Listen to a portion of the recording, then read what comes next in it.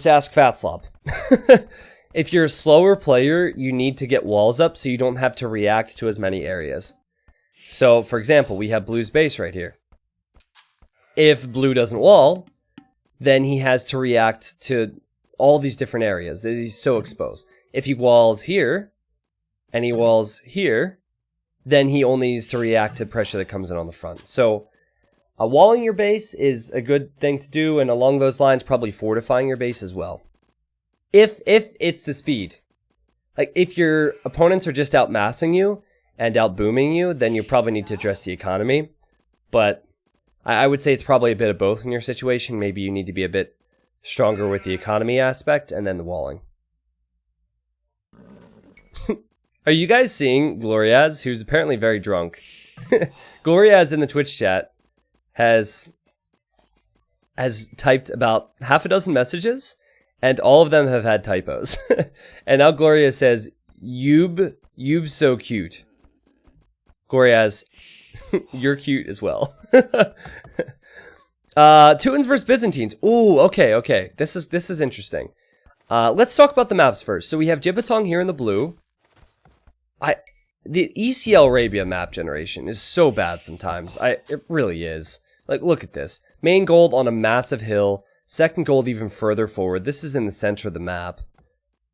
This gold is okay, but it's not ideal. Only a back stone for Gibatong.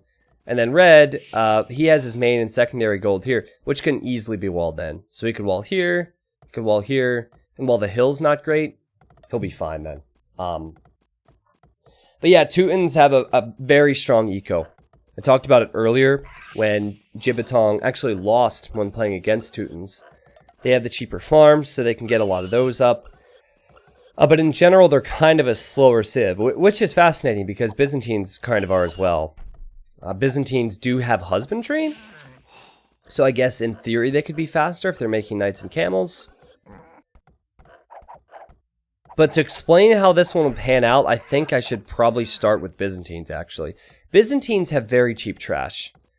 And so more often than not in 1v1s, you'll see players wall up a lot and go for a lot of spears and a lot of skirmishers. And to counter that, you would need to go for siege or infantry, which is something that Teutons can possibly do.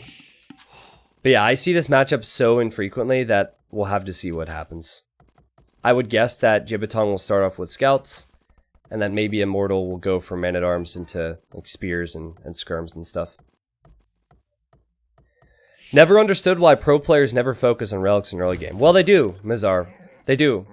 But the situations that most players think, why isn't this person getting relics? It's normally not the time for it. Man-at-arms into scouts shouldn't work, but it's been working surprisingly well at the 1600 level. Thoughts? Thoughts on going man-at-arms into scouts. Well, my thoughts on going man-at-arms into scouts is that it shouldn't work, yes.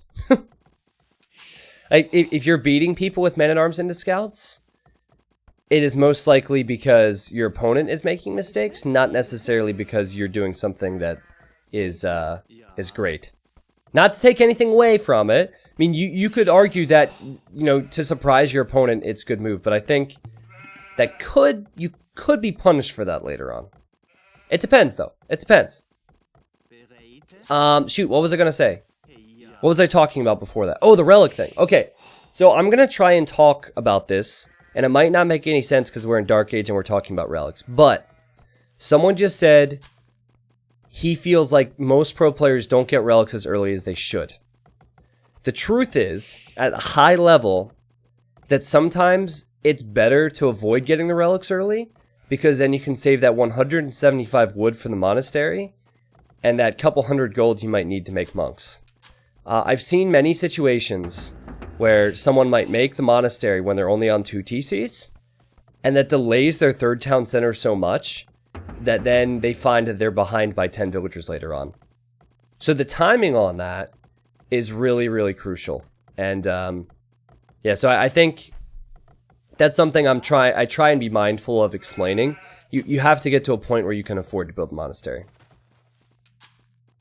Okay, so Gibatong is going for man-at-arms. He's using this gold because this gold is awful.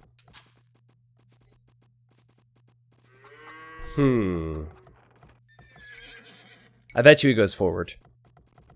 Let's see. Will he go Fat Dragon style and send 4 villagers forward? Maybe not. Kind of felt like he would for a moment. Oh, wait. Yep, there he goes. Okay, he's doing it. Yeah, it just felt like a forward.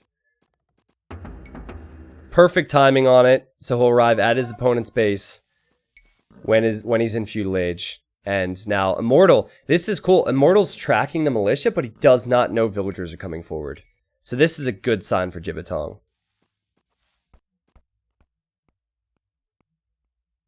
T90, how do players easily retask the vills around the TC with garrison? Yeah, there's 2 separate hotkeys. So you have a hotkey for ungarrison, and then you have a hotkey for go back to work. So if you have to know which one to press, because if you send this farmer into the TC and you want to send him to wood, and then you press go back to work, he goes back to the farm. Obviously. And then the other way around as well. So Red just spotted this, guys. And Immortal wanted to go for scouts, which is not smart with Byzantines at all. Wait! Yo! Why is he building a second barracks? What? 2? 2 barracks? I've never seen that before. Is he going for the Spearman rush? Or did he just panic and forget? Oh, this could be so bad. He could lose vills. He needs to send these vills away. Get 1 or 2 vills underneath this tower, and then garrison the rest. This is stressing me out. I can't stand watching villagers die to towers. Well, guys, I mean... Hey, Daddy. He's making quite a few spearmen, but he's lost more villagers than he should have.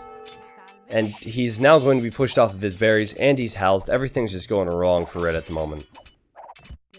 But hey, he's killed one of Blue's villagers. And while Blue has 3 men-at-arms, that's a lot of spearmen. That's a lot of pointy boys. That's 6. So maybe the spearman will work. Look how many he has queued up. You can only do this with Byzantines. Let's go, Immortal. I'm really hoping Immortal can do this. He has the spearman attacking the men-at-arms. The men-at-arms are really doing work there. Now the villagers come out. Oh, this is a scrappy game. This is a scrappy game. Some players thrive in these situations. I talk about it a lot, how the Chinese players and the Vietnamese players thrive in messy games. Well, we have a Chinese and Vietnamese player playing each other right now. And Blue is forced away. And if he's not careful, he could lose vills. Blue should probably make an archery range here to make some skirms and archers to kill the spearmen. But funny enough, then Immortal could just make his own cheap skirms. It's actually working. Oh, is the wolf going to attack her? Oh, she's going to die. No way. Man, when that second barracks went up, it looked like a panic. And maybe it was a panic. Maybe he was like, a tower rush. Screw this, and just decided to try something different. Oh my god, Blue is getting attacked by 2 separate wolves. Can they make it back home? I think Red would be better off just allowing the wolf to finish off this villager and allowing the wolf to finish off this vill. Yeah, that's what he's doing. Oh my god. Oh my god. No, just let the wolf do it. Oh, he wants to kill. Okay. That's insane. So 2 wolves killed 2 villagers, and now it's 28 vills for both of them. What did we just witness? And now Red's coming forward, and Blue's scouting it. Let's go.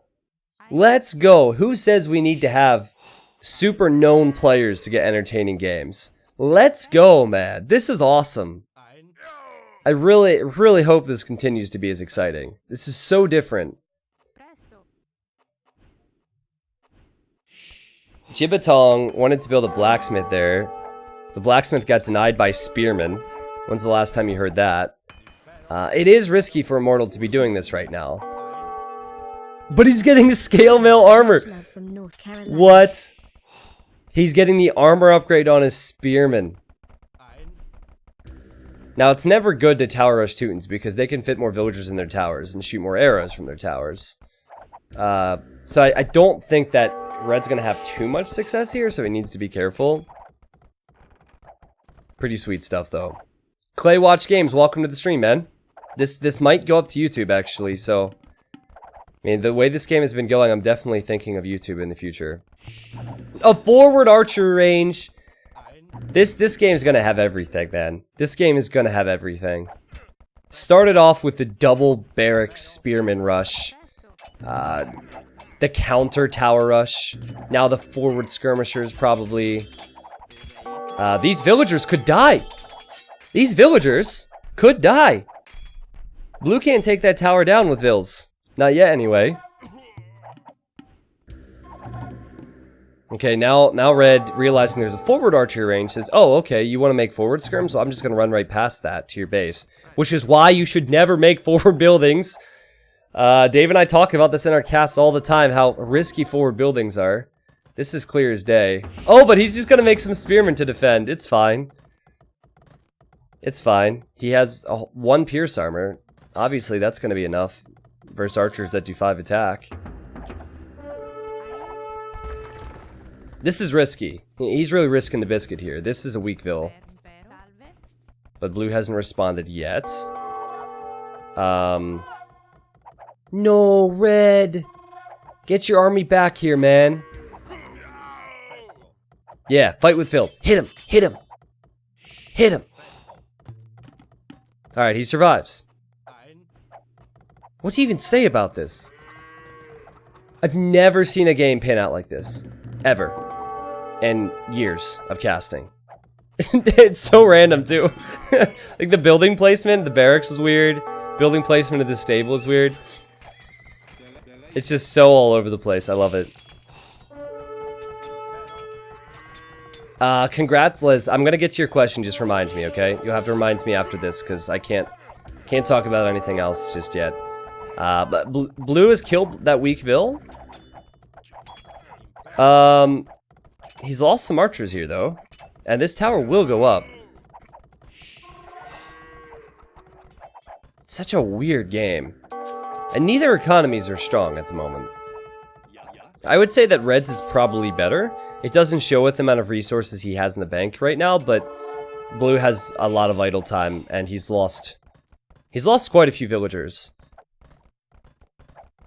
Now Jibbatong's making scouts out of that stable in hopes that scouts could kill the skirms. However, we've already seen the spearman. Another forward archer range for Immortal. Well, it's risky for Immortal now. He only has 2 spears forward. Okay, more are coming now. He does see the scouts running by, and he also can see that the scouts have an armor upgrade if he clicks them.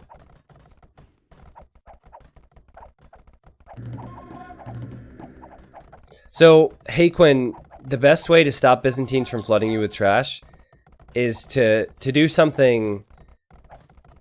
Okay, so you have to hit them early, because it takes a while to mash the trash. So if you go scouts, sometimes you can get in their walls and kill a few villagers and kind of prevent them from pushing out.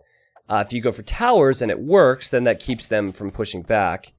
But as you can see, it hasn't really worked out for Blue here. I wouldn't mind to see a counterattack right now. Blue has a tower defensively. Red is always going to be hesitant to push in here. So why not counter? And that's what Jibbatong is thinking. Red, he needs game sense.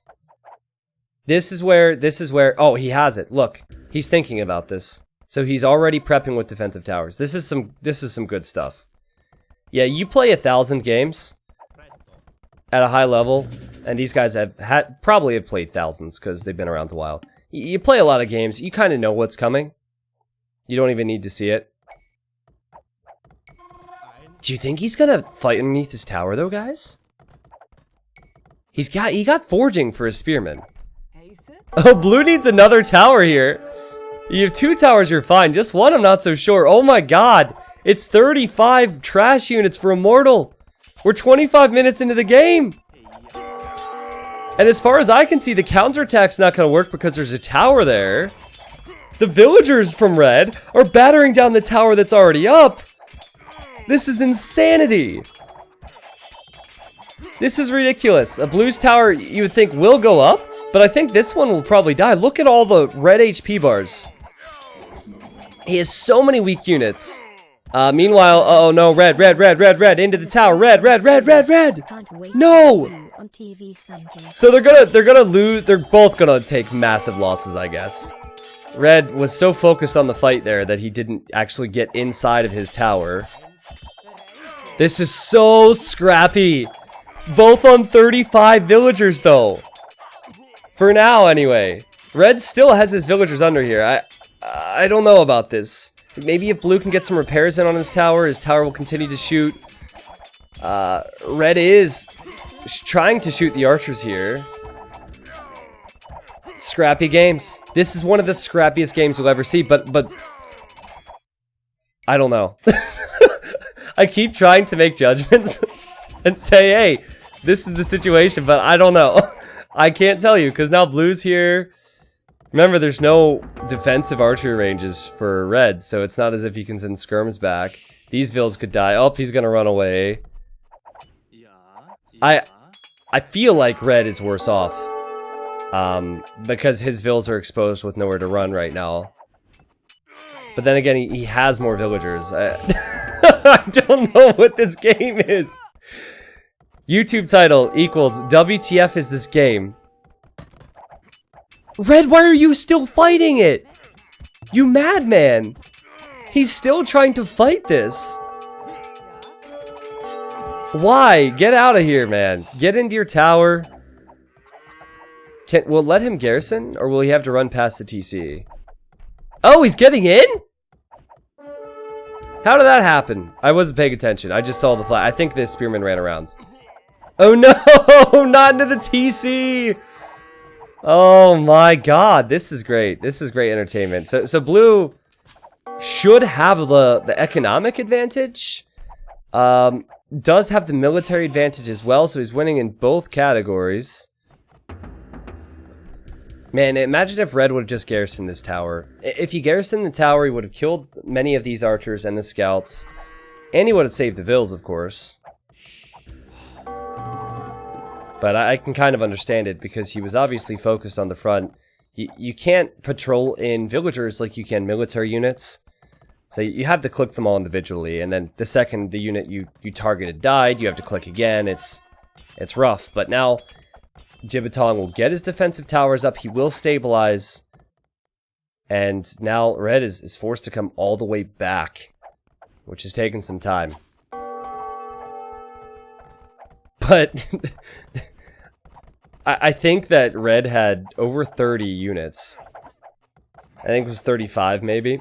That is an incredible number of units. I also love how Jibbatong has sent more scouts forward.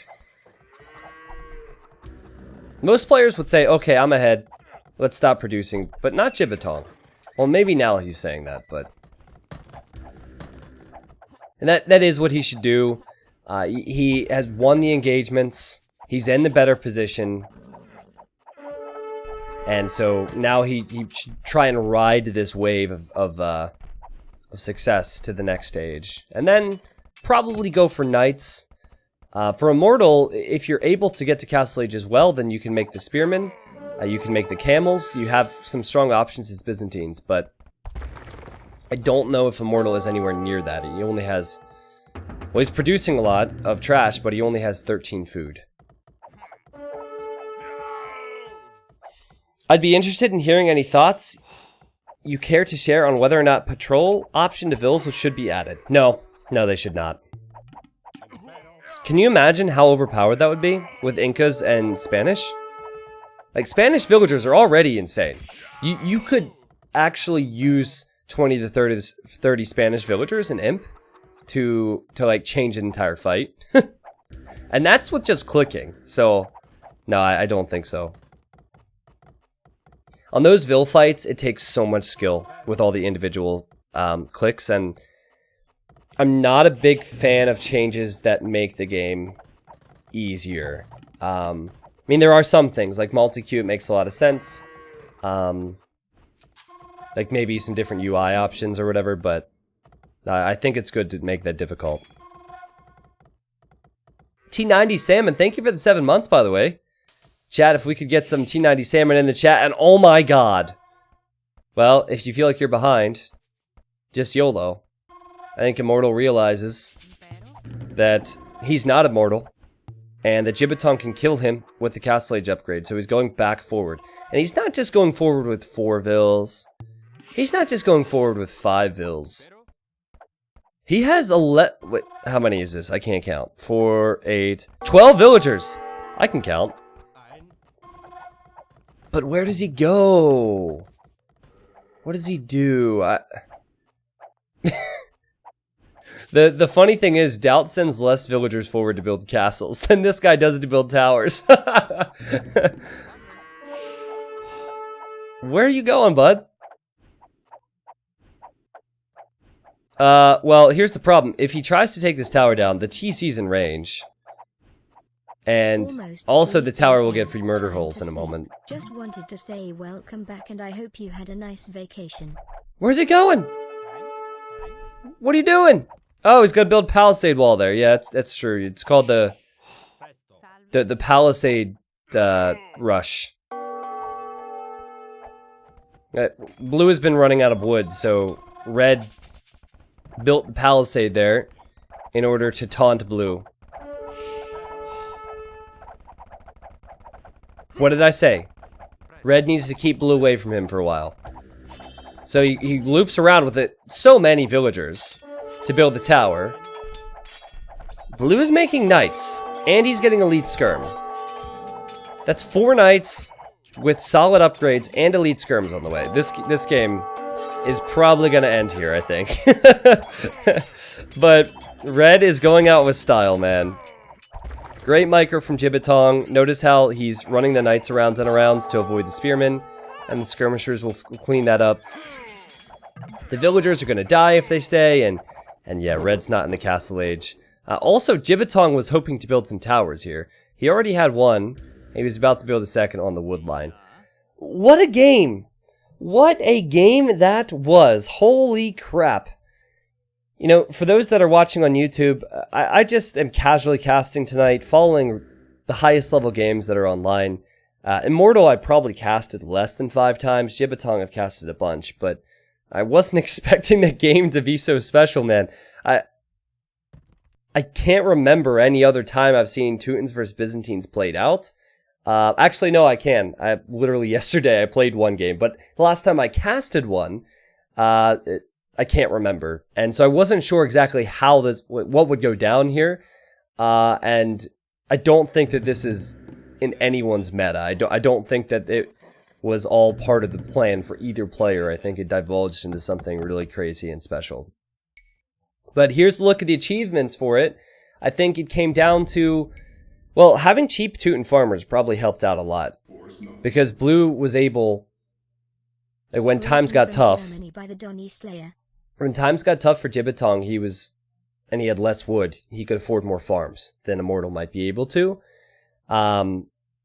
Yeah, that one fight where Gibbetong counterattacked and killed Immortal's eco, and then Gibbetong defended from Immortal's push was where it changed. Here is a look at the economy stats. Kills-wise is pretty crazy. 109 units killed for Gibbetong. He had significantly more there. But yeah, what a game. If you're watching on YouTube and you'd like to stop by the Twitch stream in the future, make sure to check out the link in the video description. And if you stop by and it's a Friday, which is when we do community games, it is not rigged. And chat is going to tell you right now, it's not rigged while I drink my water real quick.